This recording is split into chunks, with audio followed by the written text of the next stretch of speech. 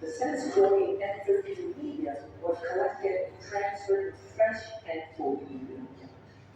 So as the cells divide, they incorporate any protein which is not attached to it into its DNA. The cells were harvested every 20 minutes, and the DNA was isolated and subjected to density gradient centrifugation. Let's take a look at the results. The presence of only intermediate band after the first generation indicates that the heavy strand was acting as a template for synthesis of new strand and folding isotope. As the cells divide further, more and more enfolding is incorporated into the DNA.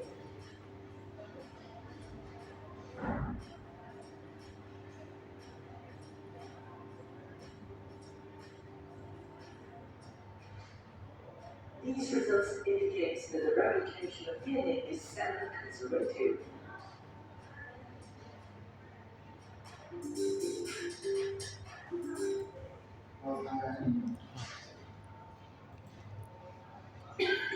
خلاص دكتورة توقفها.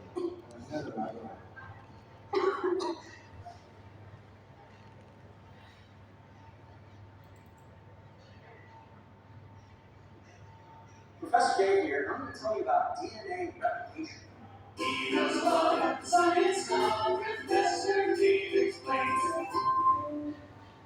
We now know what DNA is. It's a two-stranded polymer of nucleotides, and each strand has a backbone made of identical sugar and phosphate groups, with different nitrogenous bases pointing inwards, pairing in base-specific manner, A with T and C with G. These long molecules are coiled around histones and then supercoiled to give compact chromosomes, each with many millions of base pairs. All of your genetic material, 23 pairs of chromosomes to be exact, is present in every single cell in your body.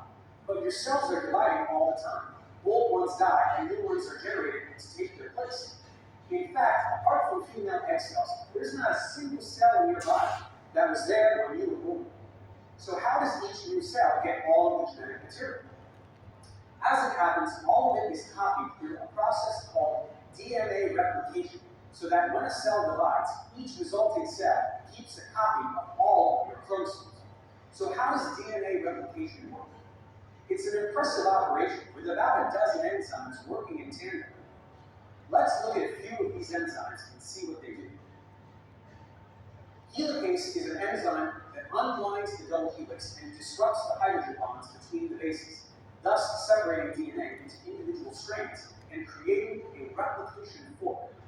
The unwinding of the helix generates a string further ahead in the chain, so as we go, topoisomerase will break, untwist, and reconnect the DNA, always ahead of the replication fork. With the strands separate, we can begin to copy each one. But the enzyme that copies the strand needs a place to start. So an enzyme called primase will anneal an RNA primer at a specific location to kickstart the replication. This primer is about 5 to 10 nucleotides long.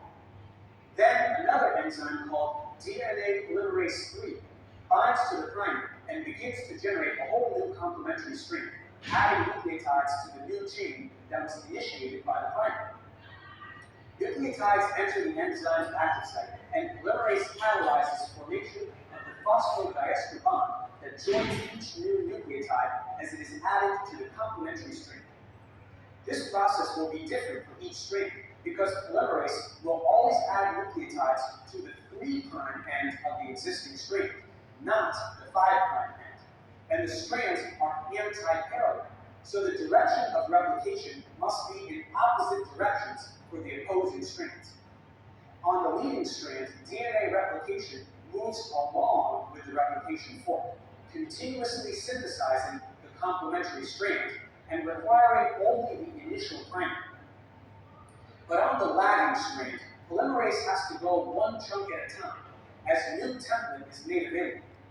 These chunks are called Okazaki fragments, and they are around 100 to 200 nucleotides long. Each one will require its own primer in order for polymerase to bind and copy the new fragment. After each fragment is synthesized, DNA polymerase 1 will go through and replace the RNA nucleotides from the primer with DNA nucleotides to make its DNA all